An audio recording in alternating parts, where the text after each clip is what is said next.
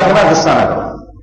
ایک اور حدیث میں آتا ہے آپ علیہ الصلوۃ والسلام نے فرمایا لیس الشدید بالسرعہ انما السرعہ الذی یملک نفسہ عند الغضب.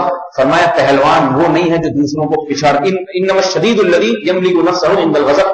فرمایا پہلوان وہ نہیں ہے جو دوسروں کو لڑائی میں پچھاڑ دے, بلکہ حقیقت میں پہلوان وہ ہے جو غصے کے وقت اپنے آپ کو قابو میں رکھ لے. غصے میں دل تو چاہ رہا ہے کہ سامنے والے کے دانت توڑ دوں, لیکن کنٹرول کرے اپنے آپ پر. کنٹرول کرنے کا مطلب دیکھے کہ واقعتاً یہ میرے لیے مناسب ہے یا نہیں دانت توڑنا. مناسب نہیں ہے تو نہیں توڑے, غصے کو کی جائے. اب رہا یہ سوال کہ کہاں دانت توڑنا مناسب ہے اور کہاں مناسب نہیں ہے, تو اس کا بڑا آسان ضابطہ ہے کہ جو ظالم ہے نا, ظالم, اس کے دانت توڑنا ثواب ہے.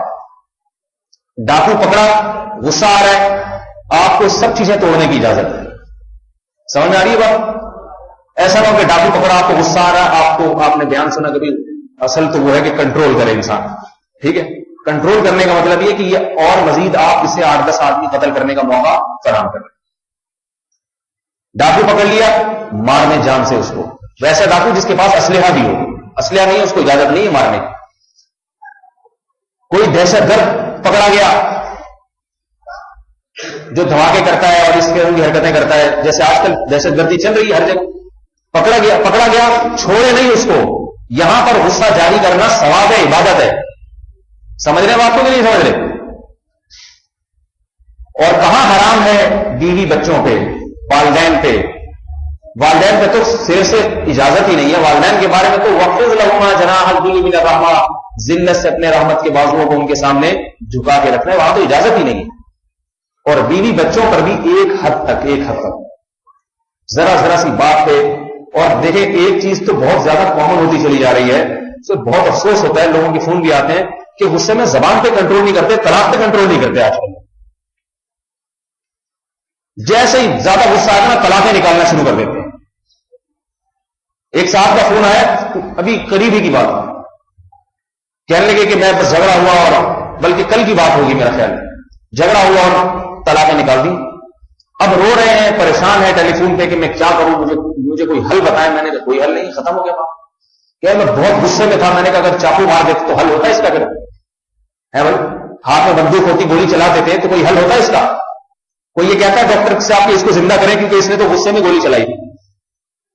یہ جو چیمبر سے گولی نکل کے گئی ہے, یہ تو چونکہ غصے میں بیچارے نے اتنا سا وہ کہہ رہے, لوگ کہتے ہیں کہ منہ سے ایک لفظ ہی تو نکلا ہے. تو میں کہتا ہوں اتنا سا ٹریگر ہی تو دبتا ہے نا جب بندوق چلتی ہے. ایک گولی سے ذرا سا ٹریگر دبتا ہے اور سامنے والے کی زندگی تباہ ہو جاتی ہے. اس لیے عقل مند لوگ جب گولی ہاتھ میں ہوتی ہے, بندوق ہاتھ میں ہوتی ہے, تو جیسے ہی غصے یا جذبات کی کیفیت ہو اس کو الگ رکھ دیتے ہیں کہ یہ نہ چل جائے مجھ سے. تو جیسے غصے میں کسی کو بندوق مار دی تو کوئی عدالت آپ کو معاف نہیں کرے گی کہ جی آپ کو چونکہ بہت غصہ آیا تھا اور غصے میں آپ بالکل پاگل ہو جاتے ہیں. یہ نہیں دیکھتے کہ سامنے والا کون ہے, اور اس پر تو آپ کو نوبل پرائز ملنا چاہیے, تمغے ملنے چاہیے. تو آپ نے اگر گولی چلا دی تو کیا ہو گیا؟ تو کہتے ہیں نا میں غصے میں پاگل ہو جاتا ہوں. تو بھائی پاگل جب ہوتے ہیں تو پھر اس پاگل بنے کی سزا بھی ملتی ہے. سزائیں پاگل ہونے کی تو ملتی ہے, عقل مندوں کو تھوڑی سزا ملتی ہے. عقل مند تو دنیا سکون سے گزارتے ہیں. یہ ساری سزائیں آمدیں پاگلوں کے لیے اللہ نے رکھی ہیں, آمدوں بیوقوفوں کے لیے رکھی. اب پاگل پنے میں گولی مار دو تو آپ کو گولی ماری جائے گی, شریعت کا حکم یہ ہے. اور پاگل پنے میں طلاق دے دو تو طلاق واقع ہو جائے گی. صلاۃ جدہن جد وہزلہن جد, حدیث کے الفاظ ہیں کہ 3 چیزیں ایسی ہیں جن کی حقیقت بھی حقیقت اور جن میں مذاق اور لہو و لعب بھی حقیقت ہے. ان میں ریورس گیئر نہیں ہے, وہ ہوتی ہے بہرحال.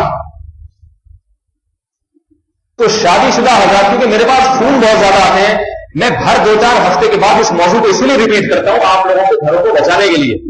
کچھ اور کر لو میرے بھائی, بہت زیادہ غصہ ہے, تھپڑ مار دو. کم از کم طلاق ایسی چیز نہیں ہے جو غصے میں دی جائے.